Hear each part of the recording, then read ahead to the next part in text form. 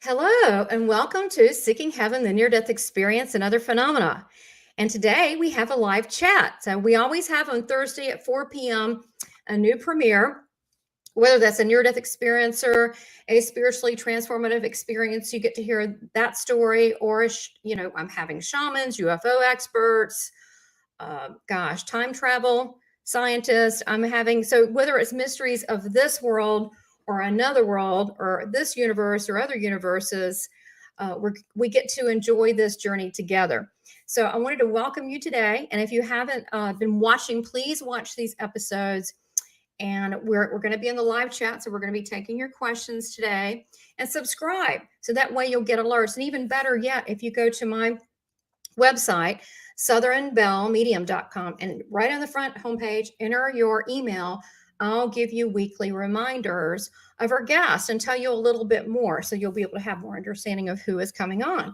So I wanted to, before I bring on our guest, read a little bit about their bio. And I was saying even their short bio is long. So those of you that don't know Michael Tamura, you're going to just love him. He is so full, I put joy and wisdom, because he is so full of joy and wisdom, and such a treat. And we're going to have so much fun. But let me tell you a little bit about him. First of all, he's originally from Japan.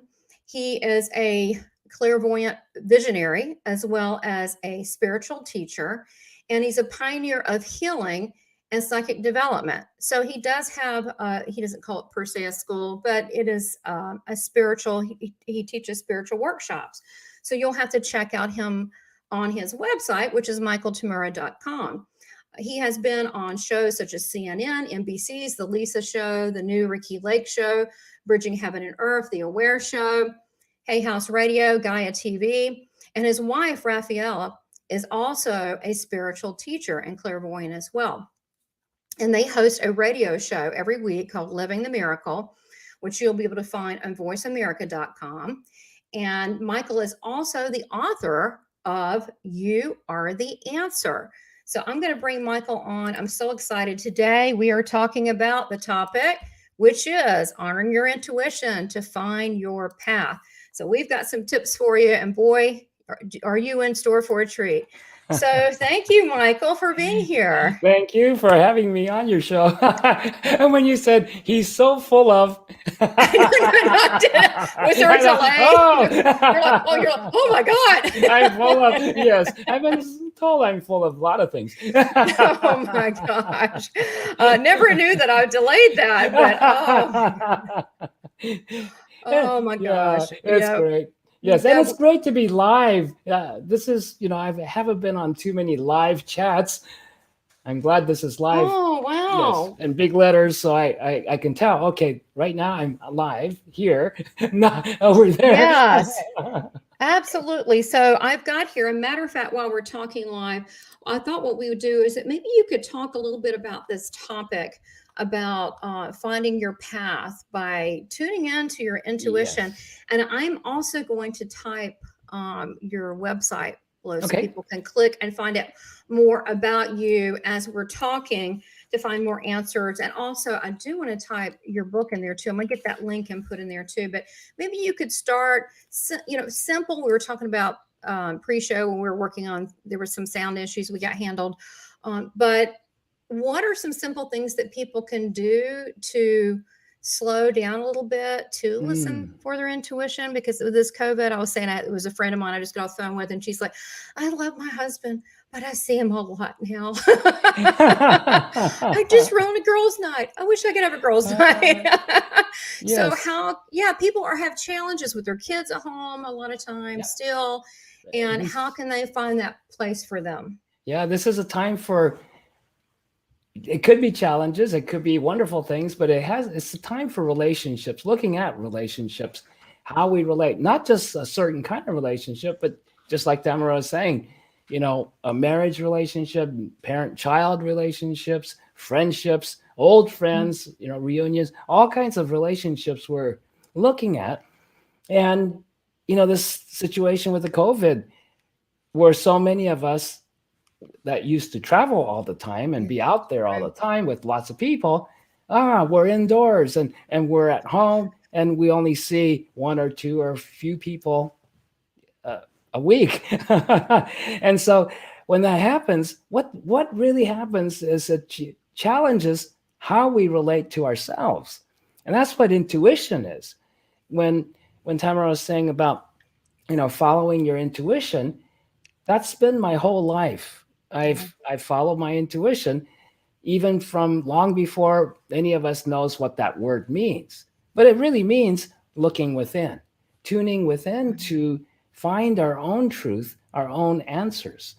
And so those of you who are even interested in intuition, you're interested because you're starting to tune in, or you've been like me, a long time tuning in. That's how you've lived. And sometimes when you live that way in society, in the world at large, where a good majority of people don't necessarily live by intuition, then it's a little difficult, because what's most important to you, if you're intuitive, if you're tuning into your intuition for your answers, and as you make decisions, you're checking in with yourself. That requires a really good intimate relationship with yourself. With what self? With your spiritual self, with your psychic. Psychic means soul. So basically, you're tuning into your soul self. Intuition means you're tuning into spirit. And spirit being limitless, all knowing, all truth, all everything that we ever need is in there, within. It's not out there somewhere, it's within. And the more we practice tuning within, the more we start to make the correct decisions, which are wise decisions. That's what I feel is, it's not so much right or wrong, which is the right, way. We have to make wise decisions that bring us to our next steps in our spiritual growth and fulfillment. And as we do so, it benefits everyone else around us. And that's a wise decision, right? Yeah, and instead of trying to be right about everything. Well, and I think I'd like to, if you could clarify for people, because I'd love to hear your definition of this, but the difference between psychic and intuitive, and you could even throw in empath. So a lot of people are a bit confused with those words. And I also, some people, I've been told, that think psychic is a dirty word. And I'm thinking, well, that might, I'm thinking that's interesting. It's just sort of a word, isn't it? Okay. Well, if you're against being spirit, psychic could be a very dirty word. Oh, right? You mean if you didn't want to know much about, no, don't tell me about the spirit stuff. Yeah, because if you're scared of being more than a body, essentially that's what it boils down to, is spirit is that which is. There's no beginning, there's no end, there's no limitations, there's no divisions. The body, however, is limited. It's got a beginning called birth or conception, and then death. And that's that. So everything in this world, in this universe, has a beginning and an ending. And what are we looking for when we're saying, hey, we want to be on our spiritual path, we want to become enlightened, we would like to have freedom? What's that freedom? Well, without psychic freedom on this level of being a soul rather than just a body. On a body level, freedom means, okay, if you handcuff me and I do a Houdini and get out of the handcuff, I freed myself. Right. But a lot of people have been captive on a physical level, unjustly imprisoned for lengthy periods of time. Yeah. Yet some of them, not all of them, but a few of them who've been unjustly imprisoned for a long period of time, they said, okay, this is where it is. How do I find my freedom when physically I'm a captive? And they went within. They went on an intuitive level and found, nobody could keep me hostage or prisoner because I'm free inside. whatever happens to the body, I'm free. Then that person is free. He's or she is psychically free, as a soul, as a spiritual being free. And so intuition, Tamara is asking Yes. the difference between intuition and psychic. Psychic just pertains to anything to do with the soul. Is Hmm. psychic is the adjective for that. And well, intuition is a spiritual ability. It's not an ability of the physical body. And you can tell when there's a dead body, it can't do anything. There's no the body has, just like a computer. If you unplug the computer and the battery's dead, it doesn't do anything. But it could be the state of the art computer. It's the greatest computer ever made. But unless you plug it in, unless there's energy, it has no ability of its own. So the same with this body and the intellect, it has no ability of its own. It's circuitry, and it's all energy that's very, very sophisticated, way more sophisticated than any computer. But when you come in as spirit, you animate the body. Now the body's alive. And we say, oh, it's a real person here, alive, breathing, blah, blah, blah. And when you leave the body, wow, then the body is in a state which we call dead. Okay? It's not alive anymore. In between, when you still have a little hook into the body, then it's called in a coma. If it's just a little bit more, you're sleeping, right? And you'll come back. So intuition is being able to go beyond the intellect, beyond the rational reasoning part of the mind that goes, okay, A plus B equals C, and therefore da da da da da da da.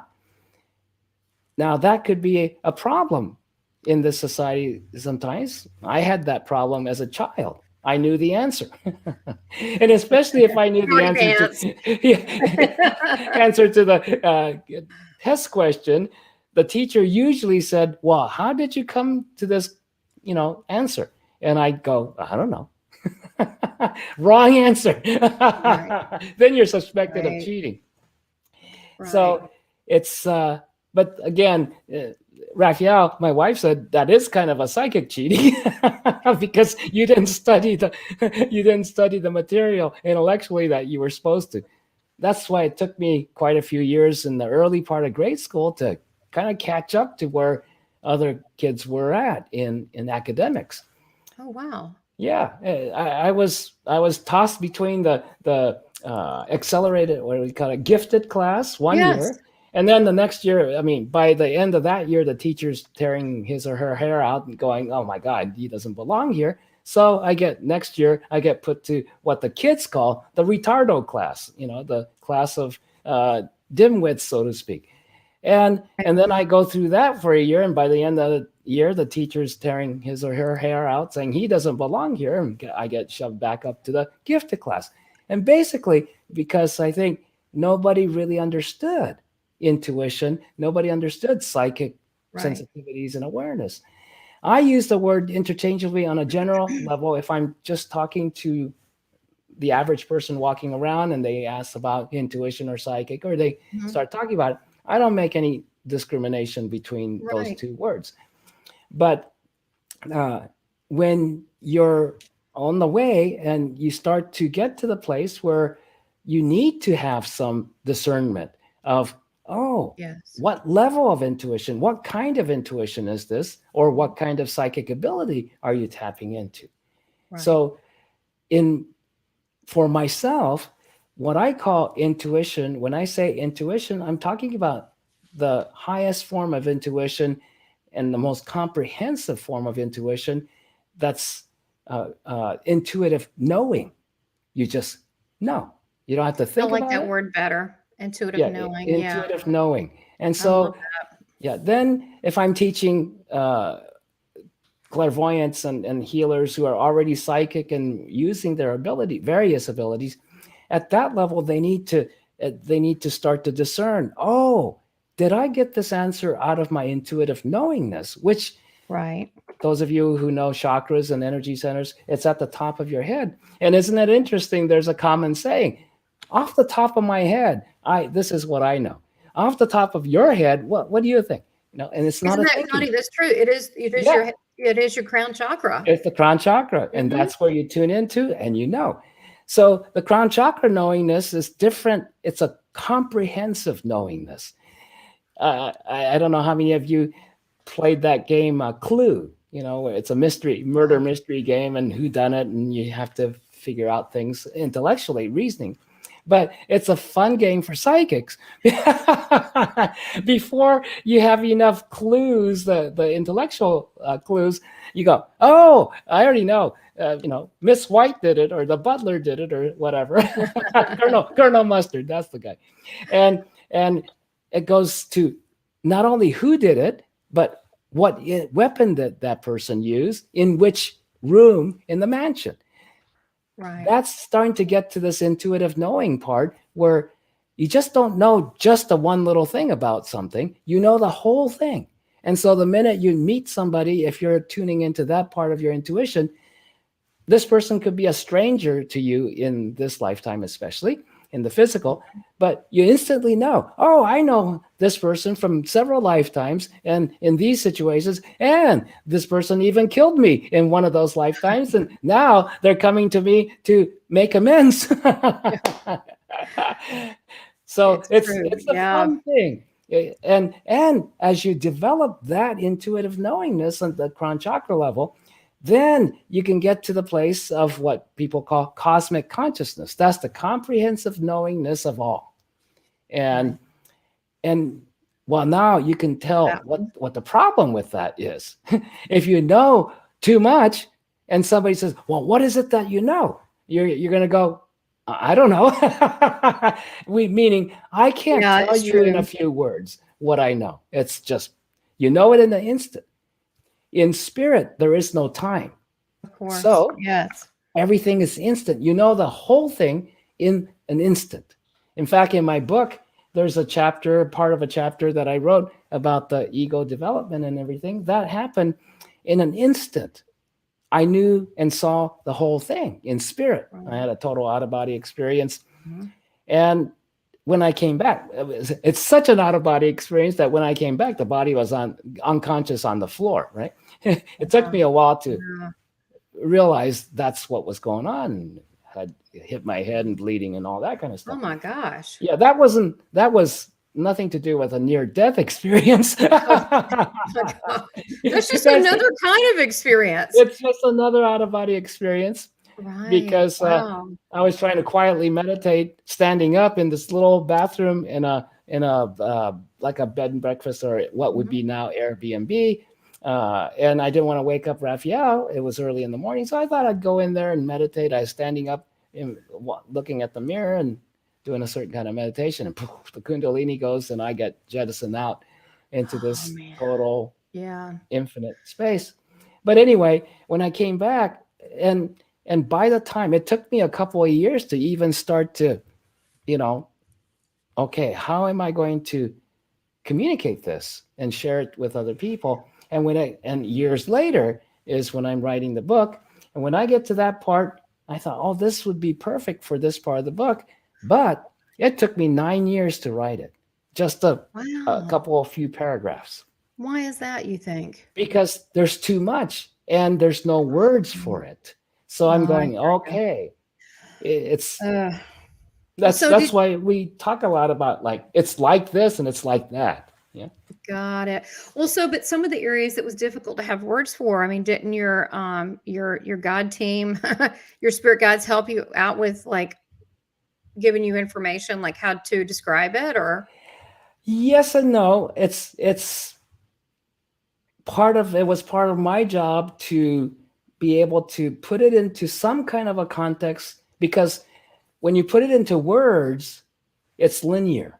There's one word after another, and you have to put one word at a time into a sentence, and then paragraphs and so forth and so on, in a way that people can follow it in time and space. In spirit, the intuitive knowingness is just the tip of the iceberg of just this total knowing in an instant. Right. The whole thing. And Right. you know so much. For example, I have a friend who had a near-death experience, and after that, she in a moment of time, while she was crossing her office that she was a office worker at, just across the office to go to the carpenter and back, she in one moment she lived 1 year of her life in out of the body that was turned out to be 1 year of her future life here in the body that Wow. started about a few months after that incident. So how can you talk about living a whole year when somebody says, well, what happened? Well, it started here and it kind of went to there, but in between, it's going to take longer than living it. So that's an enormous amount of information that Well, you know everything. Oh, well, it's interesting what you're talking about. The topic tonight was how to use your intuition to guide you on your life path. Yes. And some of us that are impatient, that want to have a massive kundalini, by the way, not naming names, that would like to have it right now. I mean, there is, to me, I think, we're all a process and work in the works, and we're all at different places, and we're all learning. So it's really difficult. Really shouldn't judge people because they are where they are. You are where you are, and so it's a process. With that said, there are certain things that you can have these altered experiences, and just like with near-death experiences, you're a near-death experiencer, a multiple near-death experiencer, and so am I. Near-death experience, you can also have other. I've had, it's funny, a lot of common near-death experiences, multiple near-death experiencers. Dr. Von Kaysen has had 5 like you. And what she's found, she's done a lot of research in this area, and she's written things in her book, Touched by the Light. But the multiple near-death experiencers also have lots and lots of spiritually transformative experiences and Kundalini type things and out of body. So we just don't limit it there. I think we got to have some more good stuff. But so our learning can be quick, or it could be slow. And I think it's dependent upon us. I remember I don't know why I did this. I was like 13, and I was in the mirror, and I was like, I'm going to look at myself because I know this isn't me, and I want to know the real me. And next thing you know, I was behind my head looking at myself in the mirror, and I was like, oh my God, that's so cool. And I was like, I'm kind of scared, but that's cool too.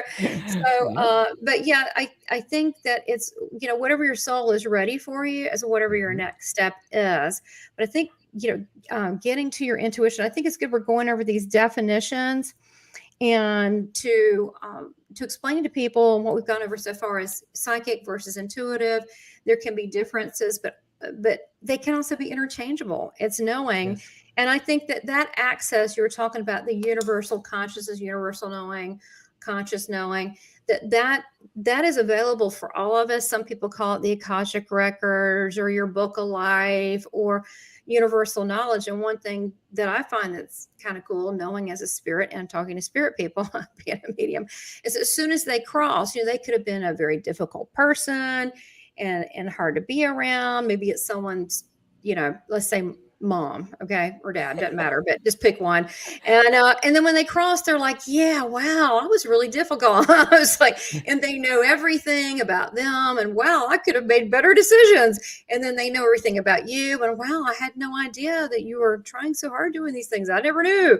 And so they have this all-knowing awareness, but you don't have to die to get that. I mean, we can have that now. In fact, if you die to get that, you still have to come back because you have to get it here. That's where it counts, because what's the difference here? Essentially is time and space. And it's like this is a school. Definitely, this is a school for souls evolving. And as you come here and learn to use what you know in spirit, in timelessness, in infinite space, you bring it here and you start to unfold it in everyday life, in time and space.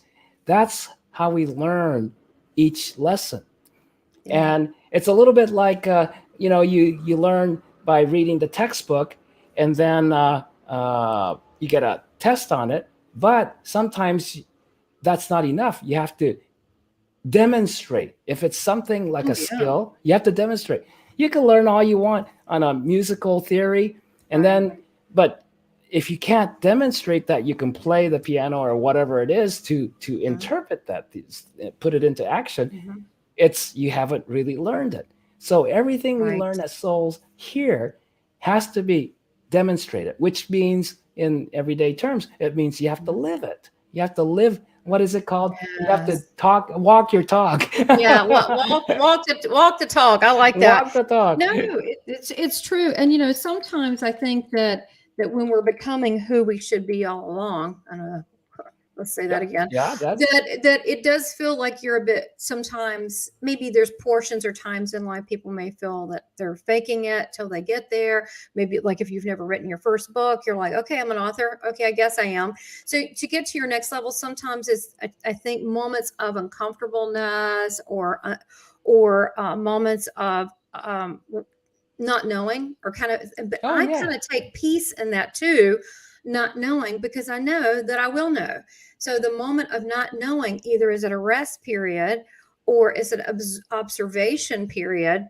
And so I always get, my answers. And honestly, we kind of all do. I mean, and it's funny, if we don't listen to the universal, you'll just have strangers come up and tell you. So I know you've had that happen, haven't you? Or they come up and you go, okay, I got it. Yeah. Just to, really, it's amazing how we, if we're listening, whether it's symbols, signs, actually strangers coming up to you, or whatever, it could come in so many forms, we will get our answers, but we just have to be paying attention.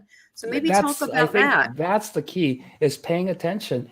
And a lot of people, when they start to, if they don't feel like they're really super intuitive or psychic, a lot of people think it's something separate from, oh yeah, all these intuitive people, all these clairvoyants and psychics, they have out of body experiences, they see auras, and they can read people, and they know everything about you, all that kind of stuff. That's when you feel like, I don't do that, I can't do that. Then but you like to. If you like to, hey, you can, because you're already starting to tap into, I have it. You can't want anything that you don't already have within yourself. So that is a really thing. It's something that so many people don't realize, is if you, especially the stuff that you really, really want, you're like, I just can taste it, I want it so bad. Guess what? If you look at it, yes, you can taste it. You can see it. You know exactly what it is that you're wanting. It's which means you already have it. You can't experience what it is that you want unless you have it inside of you already. What you don't, I love that. That's true. So true. what you don't have yet is you haven't manifested it in time and space. That's all. That's the last part. It's the easiest part, and it's the last part. You did the big part. You already have it, and you became aware of it, but you misinterpret it and saying, oh, I'm experiencing this so much, so vividly, I want it.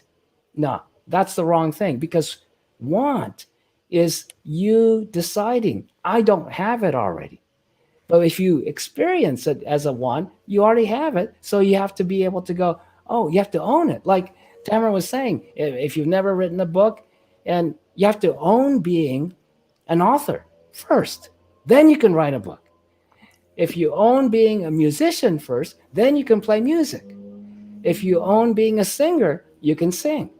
But everybody thinks of it backwards. They go, oh, I'm not that yet, and I would like to become that in the future. Again, you're separating out of it from within yourself, and you're cutting everything down, saying, hey, I don't have it. It's not within me. I have to go look for it out there. The minute you do that, you can't find it. You're not going to find it, because you're the one who pushed it out and said, it's not within me. Somebody else has it. But the moment you realize, oh, this is what I want, this is what I need to do, then own it and go, oh, that means I already have it. The whole thing, not just parts of it, the whole thing. Well, I think that this is about, I think, also manifestation is what we're also talking about too, and then also life purpose. And um, there's all of us. There's things that we want to do. They could be simple. It could be have a beach home. It could be whatever the things we want to do. Oh, you want to pick up the bass guitar. That's me. I don't know if I'll suck, but it's for fun. I just want to enjoy the musicality of it and interact my soul. I mean, I don't have big aspirations, but I do have other big aspirations. But like you said, Michael, if it's not within you, see, my dream seems so important to me, but someone else could care less. That's right. Yeah. They might even think it's a really not even a great dream, but to me, for example, I met someone recently and they want to be able to have like a program where they can take foster kids and they can take them on retreats.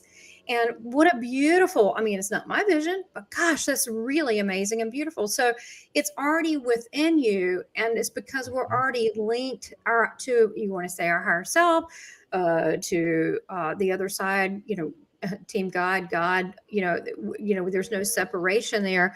Yes. Why we're here. But there was a lady that asked a question. I want to put this up. Let's see here. Let me make sure I pull this. Here we go. This is Kristen. Hey, Kristen. And this is a question. I'm ready to learn about who I really am and what I'm here for. And I want to make a comment, and then I'm going to let you just go for it. My comment, because you're just going to go down that road, and I don't know where it's going to go because it's such a joy. And I like being on the roller coaster with you. So I'll just get on any roller coaster with you. Fantastic. It's just like, let's just go.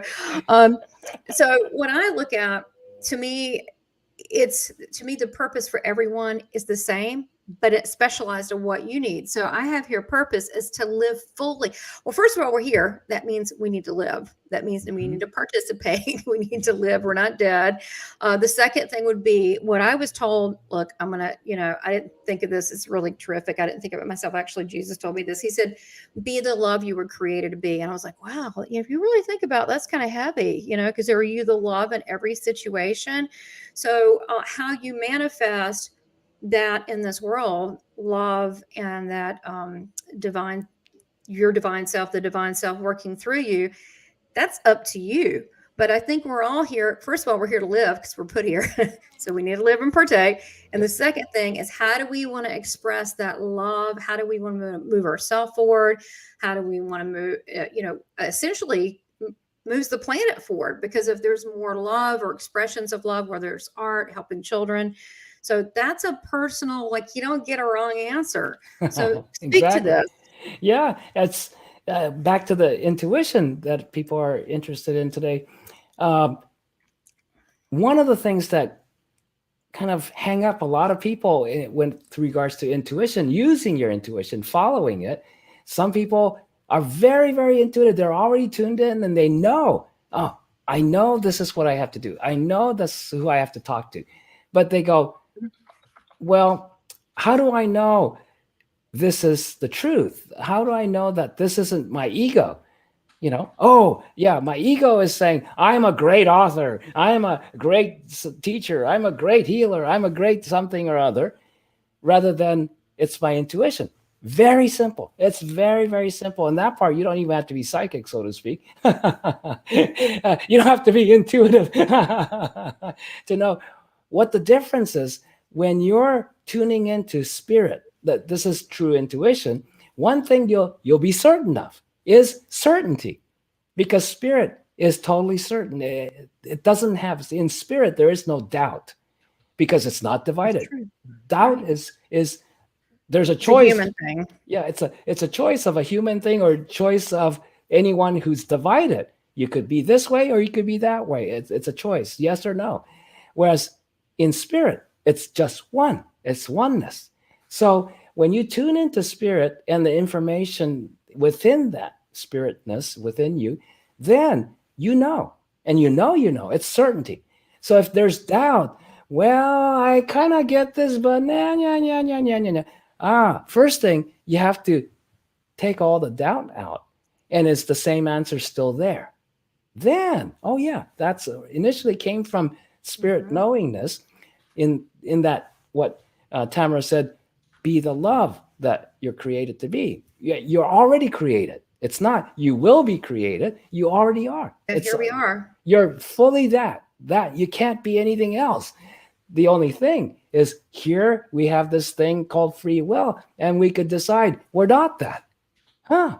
And so that's an experiment, right? And you have a choice. Everything is a choice, but the main choice in fulfilling your soul purpose, the main choice is not about shall I turn right or to left, shall I be a doctor or an artist or this or that or the other thing. Those are, maybe important choices for you, but underneath it, there's one real choice. And the choice is, do I go with wholeness? Do I make the choice, do I make the decision to validate spirit, that which is without limit, that which is undivided, that which is eternal, always? Or do I go with the demands and the desires and the threats and the enticements of the ego, which is completely divided? It's very obvious when the ego is telling you something. It's you can tell it's always got an agenda. It's always got something up its sleeve. It's always going this, but it's about this other thing. It comes from a place of division. The other way you can tell is anytime you make a choice to have yourself being the spirit that you are, then that choice is going to be wise. It's going to be loving. And even though nobody else might agree with it, it's going to work out for you and those who are involved to the betterment, to healing. The better means more healing, more wholeness, rather than more division. Because all suffering is being, the more divided you are against yourself, the more you suffer. The less divided you are against yourself, the less you suffer. And the more happiness, the more fulfillment, the more peace that you start to experience. So that's all I go by. I don't have to think about it that much. Well, I like, the thing is, I don't really like suffering. That's just my thing. Not a Yeah, big me thing. too. I don't really like suffering. And, people laugh about that. It's funny. What was it? Daffy Duck. My mama used to say I was like Daffy Duck, where Daffy Duck would talk like, yeah, I'm going to take him on and that big guy, and I'm going to tell him another thing. And he get, oh, never mind. Your boss. Sorry. I don't like suffering. I'm like, God, I'm just really not into it. But we can eliminate a lot of that if we just pay attention. That we can kind of play things out, if it's in our best interest or not. A lot of that is following our own intuition, which is funny because I know tons of people that are intuitive, psychics, mediums, whatever, and we're people, and we don't always follow our own advice. I hate to say that. We most try to. Then when you don't, boy, do you find out. But it is really honoring yourself and your own time. And I think when you talk about self-love, so many people that are light workers want to help others, and that's great. But you've got to help yourself first, or you're not going to be really that much good to a lot of people. Yeah. And you can shine brighter if you own who you are. I mean, look, the way I look at it, God loved us all so very much to put us here right now. Or we agreed to it. Either way, we're here. Or we took the short plank, long walk on the short plank. Right? Yeah, we agreed to that plank. So anyway, getting back, let's still go to the first one. So God loves us so much that we put us here that He believes in us enough that hey, we're here to learn something. We count. So we should really honor this life because we're really not here that long. So while we're here, we can decide to have more happiness and joy and love, or we can decide to have more pain and suffering. It's strange. There are people that choose pain and suffering because that's maybe what they're comfortable with or they've been around. And again, God gives you that free will if that's the way you want to go. But I feel like in order to really, truly live the life that you're here for, it's very important to honor yourself and I think that our life, each life, but our life, we're talking about our purpose, is sacred. And so to me, that's eating well, having positive people around you, and eliminating the things that cause distraction from your path, because that can be a dream killer. You have some negative people around. So I think not to tell everybody go clean house, with negative people, but it does make a difference when you have more loving, positive people around you. You want to speak to And that? yeah, it's exactly like you said. Everything starts with you and yourself, right? So the way you relate to yourself is the best you can actually hope for your relationship with somebody else is the best you can relate with yourself. And so what happens is, what my experience all throughout my life so far is, when am I really happy? The only time I'm truly happy is when I'm loving in some way. Now, it doesn't have to be you have to love a particular I person agree. or love a particular whatever. You have I to be agree. loving. It's an Mhm. act. It's and you're expressing, you're sharing that love. Mhm. Yeah. So whether it's I'm loving what I'm doing, if I'm doing something I just absolutely love doing, I'm a happy camper. If I'm with people I absolutely love and I'm loving toward them, I'm absolutely happy. It's if I'm in a place that I absolutely love and I'm just loving being in that place, I'm happy. So I know beyond a shadow of a doubt that my happiness has nothing to do with this, that, or that, or some, set rules that if I follow these rules, I'll be happy. No, it's just simple. It's if you're loving, you're going to be happy. When you withhold that love, like Tamara said, you know, you have to be the love that you're created to be. Well, you're already created to be that. It's complete. You can't be anything else. So when you're withholding the Yes. love that's within you already, you never, if you're sitting there in meditation, if you're just sitting there being yourself, you're going to be loving. You're going to be sharing that. You might not be saying something, you're not buying somebody gifts and all that stuff, doing stuff for them, but your energy and your aura is going to be loving.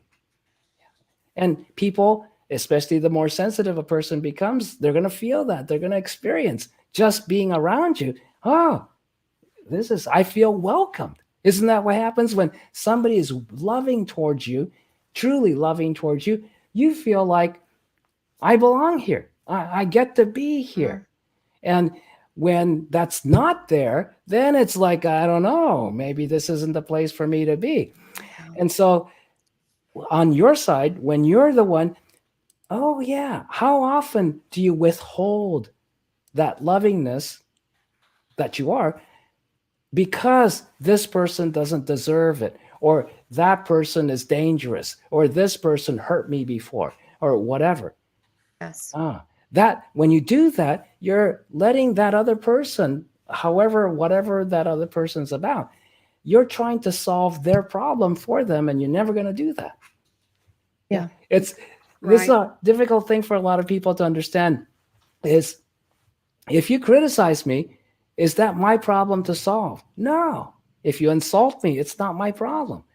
I feel for you Right. because I can see where you're coming from and why you're insulting me, but it's not my problem to solve. And I can't, even if I wanted to, I can't.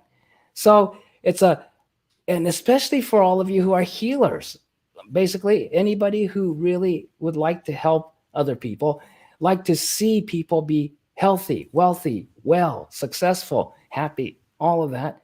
You want the better life for everybody. Mhm.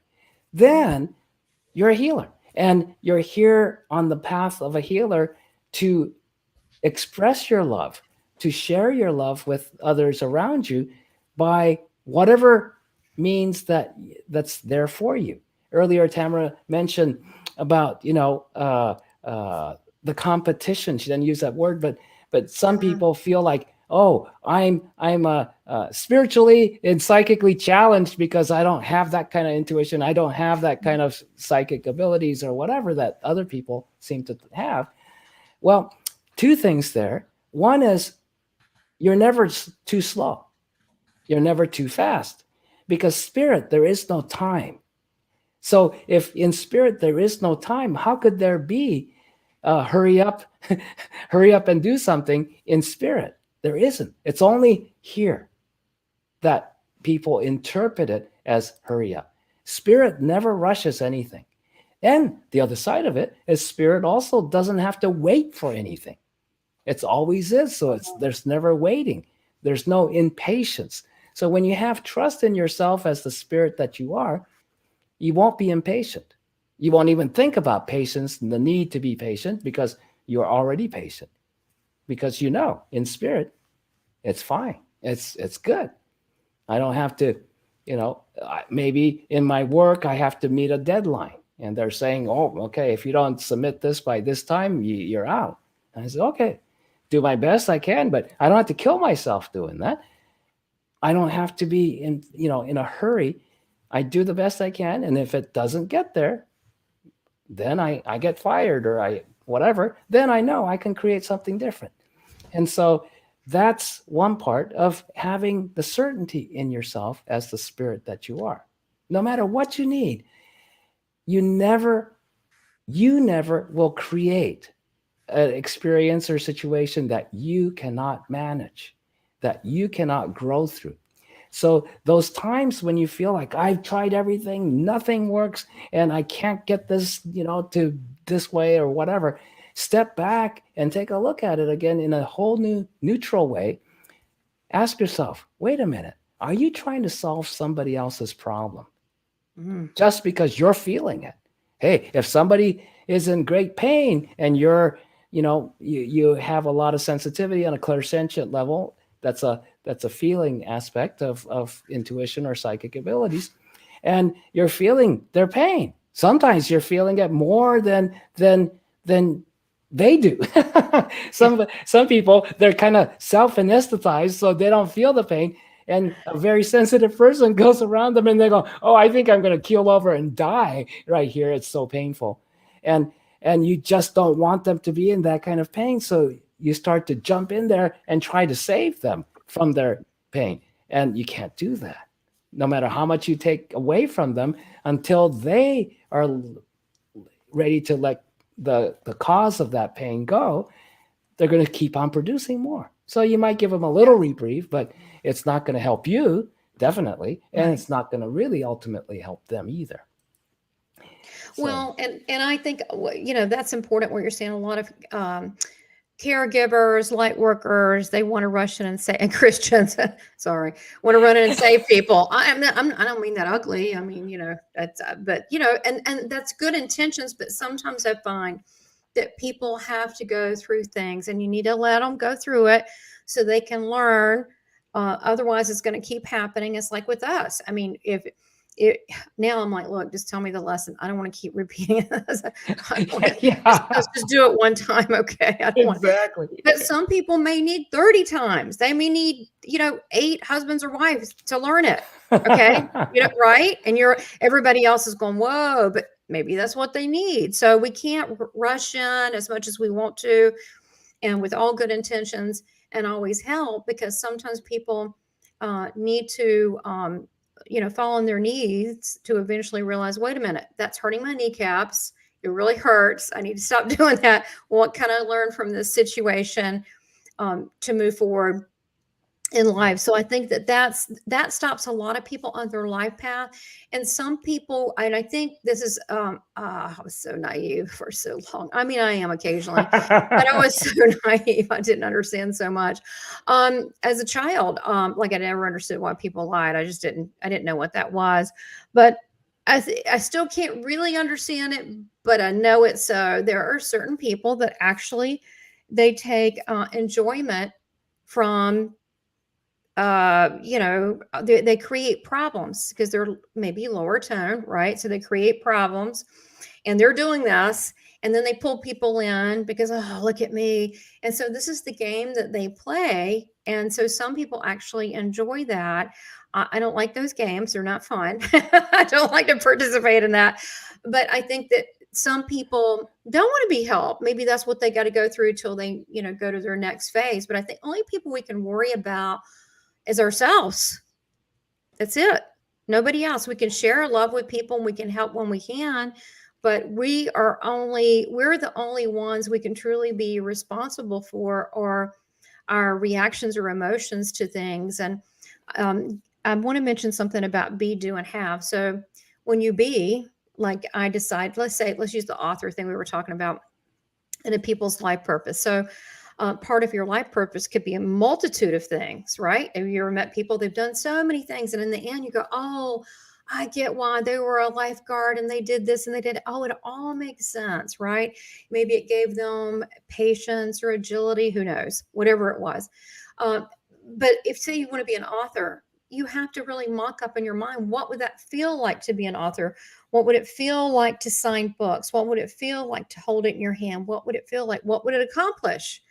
Would it make you feel fulfilled? Like, I always wanted to say that. No, I don't need to repeat it. I can just say, read the book. What would that help? Would it help other people maybe write their books?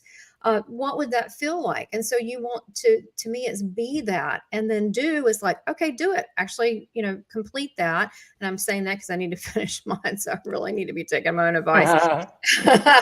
And then the next one would be have, be, do, have. I can have this. I can have this. I will receive this. I will allow this to happen. So I think that so many people, and really good people I've met, really good people, that they're so sweet, but they're not willing to receive love from others or receive good things. And in order to move, if you want successes, or if you want certain things, you've got to be able to say, okay, I receive that. And not even I'm worthy of that, because I don't think the other side understands that word. They don't get any of that. It's just being able to, it's a flow, it's an energy flow, just being able to receive it. I always say, I am ready for my abundance from heaven now. Thank you. And then I just, imagine angels kissing, like blowing kisses to me, and okay, I'm touching them. Thank you. So I think I think that our life purpose is all set out for us before we get here. And I think we just need to follow the spiritual breadcrumbs. But our biggest block is ourselves. I really do think so. You want to end, because I know we've got maybe not quite 10 minutes. Do you want to talk about that? Because you teach, Yes, you have students, and you see things. What is your thoughts on this? Well, I'm with you on the breadcrumbs. It's getting close to dinner too. It sounds really good. Yeah, another thing that a lot of people don't recognize about most of intuition, following your intuition, you're waiting. If you wait for the entire package and a diagram, okay, you are here, and then here's the next 7,500 steps to get to here. If you're waiting for that, it's never going to happen. It's more like breadcrumbs. You see a breadcrumb and you go, oh, hey, somebody left me a breadcrumb. Okay, if I follow this breadcrumb, I'm going to end up somewhere that I know is going to be where I need to be. Right. And that's been intuition for me, is I just know the next step. I always know next step. Okay, what next? And the next step could be as simple as, oh, see that person over there? You got to go talk to that person. I just know. Yeah, I have to go simple. Talk to that that's person. Simple. Or I got to call this friend. I don't know why.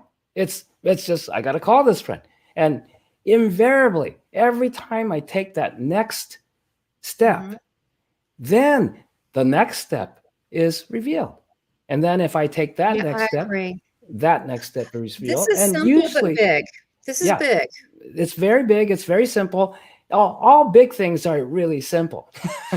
And when you take those next 2 or 3 or 5 steps, all of a sudden, then that half the sky falls on you. It's just like, boom, here's the rest of it, or here's the next, 10-year project, whatever.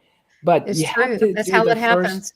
First few steps. Can I say something? A friend of mine years ago, I was like in my early 20s, and it was kind of the only job I ever had. I've always been an entrepreneur, but I was working for an advertising agency, and he was a client. He ended up being a friend, and I think he did the spiritual practice of Ekankar. Anyway, he became a friend, and he said, the biggest thing in life is just showing up. Most people don't show up. And, there's truth to that. And to be able to say, okay, I'm thinking this, I'm going to, there's so many, an example of this, and it's, man, I don't know where I got this from, but when I was probably 30, 32, like, I don't know why I did it, but I had read, there was a man, and his name was, Ken Iverson, and he wrote this book.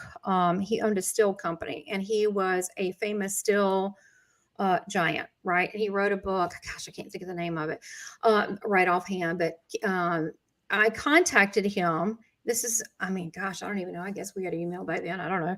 But I contacted him and said, I just wanted to meet what kind of person changed the industry of, no, I just thought he was fascinating. He was just a pivotal person in history, and I just wanted to meet him.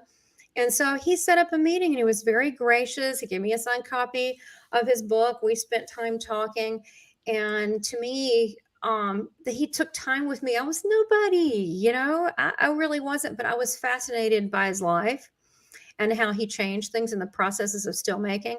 So I just thought I'd reach out, and I just wanted to meet someone that was a renegade. And he did that. And I'm thinking, how did that, you think little things like that. Sometimes you reach out to people, and here's the way I look at it. If they're a jerk, like Michael immediately responded to me. He was very nice, by the way. He was very good. No, you've been very kind. And it's funny. I have had people that I've reached out to in the show, and some are nice and some aren't. You just, look, I have no control of this. It's just life for you. But when you find it, if someone does say no, or if they're not very nice to you, that's also good information. You go, wow, they are really unhappy. Whoa, I don't know if I want to deal with that. Thank you for letting me know you've got unpleasant issues. And, that's good. I don't go, oh, I'll go, oh, wow. Okay. Who knew, I just, right. And because you have a choice how you can be with people. So I don't even take that personally. No. When people, it's just information. Because, you're like a doctor in the trauma center where, okay, this person's bleeding from the legs, this person's bleeding from the ears, this person's got this illness or bacteria or whatever. You're looking at what's going on with this person, but except not on the physical level necessarily. You're looking at it in the inside.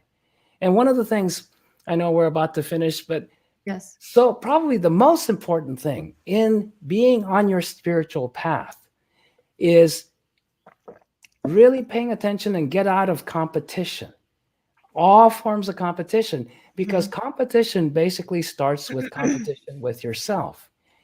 And what is competition with yourself? It's a sure way to snuff out spirit, so to speak, is if you get into competition with yourself. But guess what, folks? We're all in some level of competition with ourselves, and this is part of what we're here to learn, how to get out of this competition with ourselves so we could be healed, so we could be one, we could be limitless and undivided. And this competition with ourselves has to do with the simplest thing of, in some way, I'm not enough as I am. It's competition just means I can't let myself be as I am. So anytime you find yourself thinking or feeling or doing stuff that's not going to it's not allowing yourself to just be as you are, to accept yourself as you are and be able to go hello to myself regardless. Oh yeah, I really fell on my face. I really stepped in at this time, all that stuff. And sure, we all have reactions. Emotional reactions, that's nothing more than a mechanical, you push the button and the reaction happens. So there's no sense in crying over reactions. It's already, you can't reverse the reaction. You can't fix the reaction midstream because it's just a circuit. But once you're paying attention, you start to recognize, oh, that's a reaction. I don't have to go there. I don't have to perpetuate the reaction, right? I don't have to make it bigger than it is. That's just a reaction. Great, drop it and move on. What would I like instead? Instead of being this reaction, oh no, back to myself. And where am I with myself? Am I in competition? Am I divided against myself? Am I criticizing myself and beating myself up? No, okay, I don't need to do that. Then once I go, okay, hello to myself as the spirit that I am, I start to bring the healing, self-healing. Yeah, you're healing yourself with yourself. Then everything else works. You won't have any trouble. It's, I have to admit, I am in competition with my younger self. People say, "Oh, do you care about getting older?" No, I'm more in competition. Like my younger self was super hot. I don't really care about anybody else. This older version doesn't feel good about that. Okay. But it is true. You're the only one that's you, and you can't. I look. I found myself doing that. I'm like, what? I'm not even. We're not even alike. What? I have my own path. Everybody's got their own thing, and it's. Yeah, you should not compare yourself to other people. It's difficult. And if you do, you could. It's not too late. You can stop and go, hey, I got my own thing going. It's all good. I did want to mention something that does come up. Oh yeah, Clay did mention it was Ken Iverson. It was called American Still by Richard Preston, just because I thought that was cool. He was a famous person. Oh, thank you. That you're my favorite follower of all times now, Kristen. I appreciate that. We got to have a laugh here. But I think that there was something mentioned earlier about molestation or child abuse, or let's just say trauma in our childhood, or maybe it wasn't childhood. Maybe it's later on. I don't know, something abusive in life, or a horrible loss of some kind. These things do happen, but it doesn't mean that you've lost your life path. And it also, another higher way to look at it. I know it's tough, but I can speak about someone about molestation. Me too. Actually, it's very common, and I can say this because it happened to me. However, where I stand now, and this may seem really strange to some people, I feel sorry for them because they were so low. And I think there was a darker agenda there, as to burn out my spirit. But guess what? It didn't work. I'm trying really shine bright. So it didn't work. And I felt really bad for this person because it's not right. It's not a love flow. So you can think, well, on some level, even deeper, we might have not agreed to be molested, but we might have agreed to some lesson there. And so now, like for me, I can only speak for me, I have a lot of compassion for people, because if they've been through traumas and so forth, and I don't get put off when they tell me. I don't know why. It just doesn't bother me. I'm like, I get it. I understand. So, we're all healing from something, but that definitely doesn't mean you're awesome, and doesn't mean that you still don't have a life path that's still out there for you. We're all going to have setbacks. We're on planet Earth. It's going to happen. And there's things that we're all emotionally dealing with on some level, because we're human. So that shouldn't take someone off their path. Go ahead, Mike. And that happens so often. Not just molestation, but many different kinds of trauma inflicted upon some of the brightest souls coming in. And it happens early in, earlier childhood, because that's when you're vulnerable. You haven't established yourself yet. And sometimes it has to do with the soul's karmic stuff, but for the healers and for those who are here to shine their light brighter than ever, and be the leaders, be the guides for others, this happens mostly because someone or some being cannot let you be. It's like, okay, here's a bright light. Oh, well, look at what happened to Jesus, right? And it's happened to a lot of really bright souls coming in. Those who want to keep everybody under their thumb and under their control and be prisoners don't want any bright lights to come and shine, because that's the truth. And when in the presence of truth, you can't hold prisoners. You can't be controlled and limited in truth. Truth sets everyone free. So some of these types of beings will come through family members. Usually, what I say usually is comes through the weakest link in the group, and then we'll try to snuff out. Then they know they can't get rid of you entirely, so they're going to slow you down, throw some roadblocks in your way, and so then pretty much as soon as you go, okay, well, that can't stop me. Don't go into competition with it. Don't resist it, because just like Tamara experienced, oh yeah, whose problem is it? Just because you're the one who got hurt doesn't mean it's your problem. Yeah, it's the perpetrator's problem. That's as long as you don't try to go and solve their problem to heal yourself, you're going to get out of it and go, oh yeah, poor guy, poor lady, whatever. You have a problem, and hope you can find your way out of that. I have other things to do, and you have to move on to what you're here for. And don't let those kind of negative traumatic experiences, don't misinterpret that and judge yourself as that was bad. It's just, oh yeah, this is the reaction to brightness a lot of times from those that are not so bright. Yes. And when you recognize that, then you won't take it so seriously, and you won't have to go through it again, because now you know, oh yeah, you see them coming, and you go, okay, no, thank you, I see it coming. You can't handle what I'm saying or who I am, so I'm just going to make myself scarce, and you find yourself out of that space.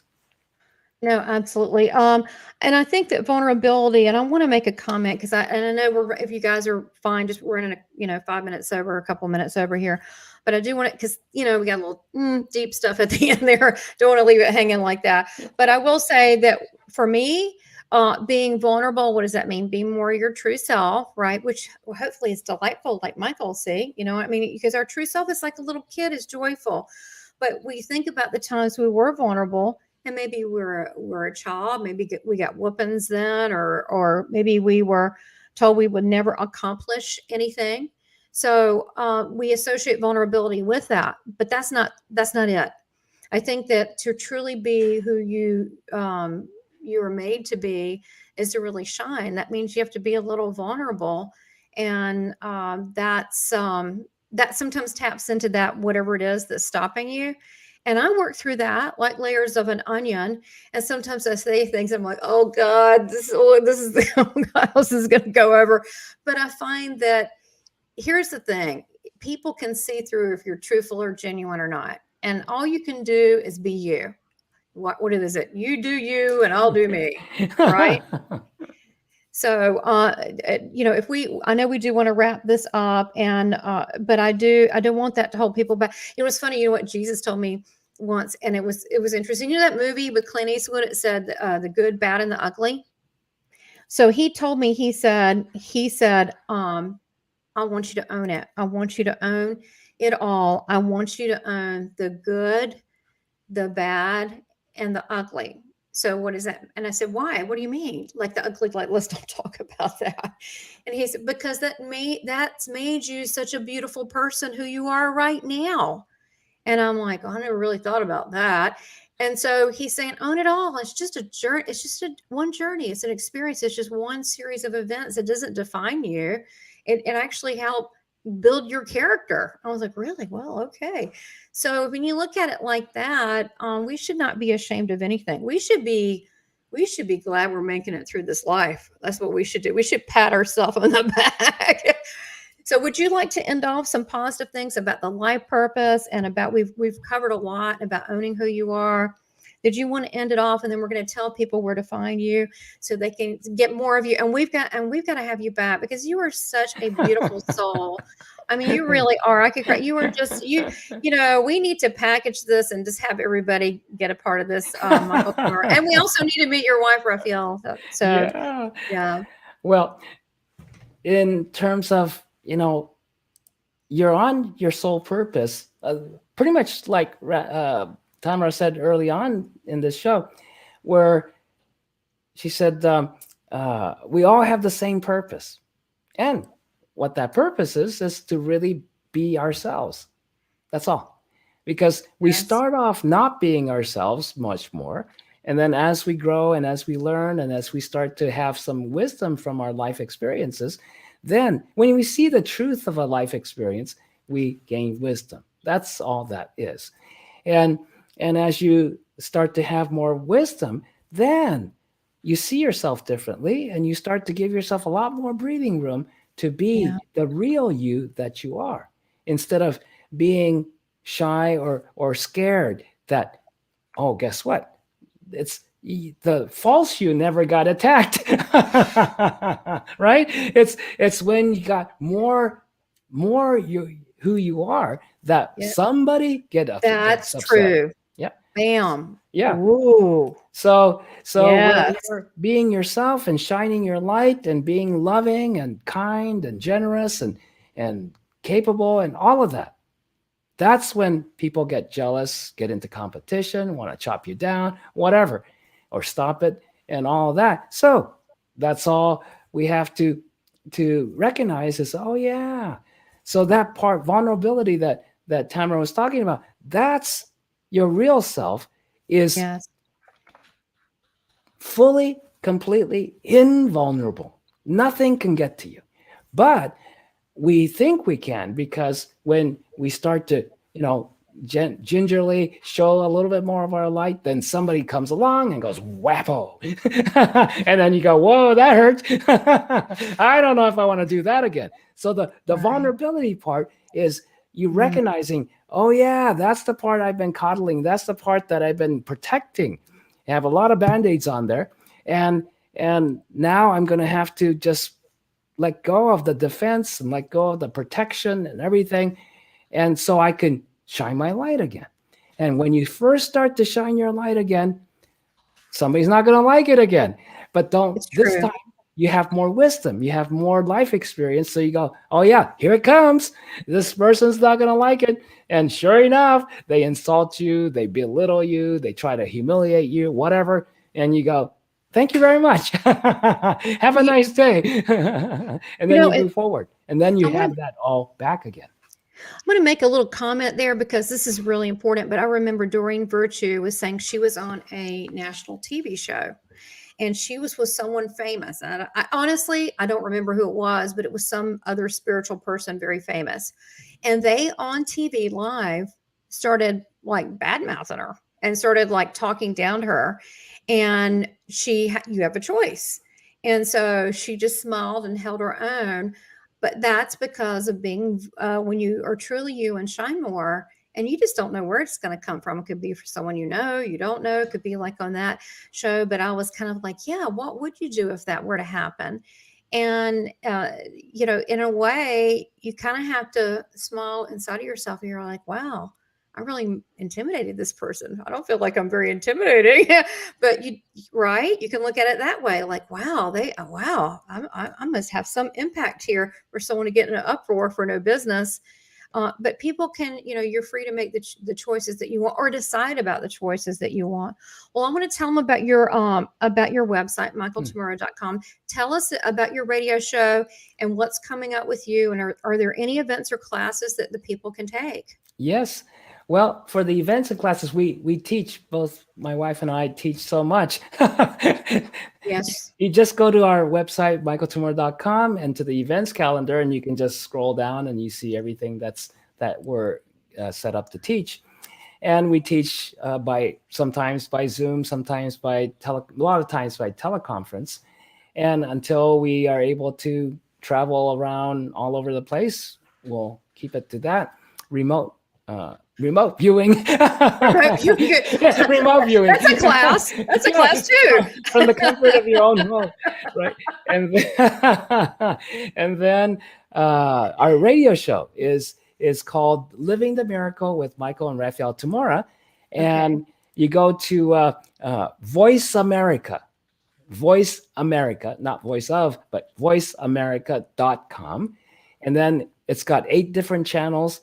It's a fairly big network. It's got 8 channels. One of them is called Empowerment Channel, and we're in the Empowerment Channel. There's a bunch of different shows 24/7 that's broadcast through that. It's online. And if you don't make it to the live show is always on 11 a.m. Pacific time, Wednesdays. Every Wednesday we have a live show.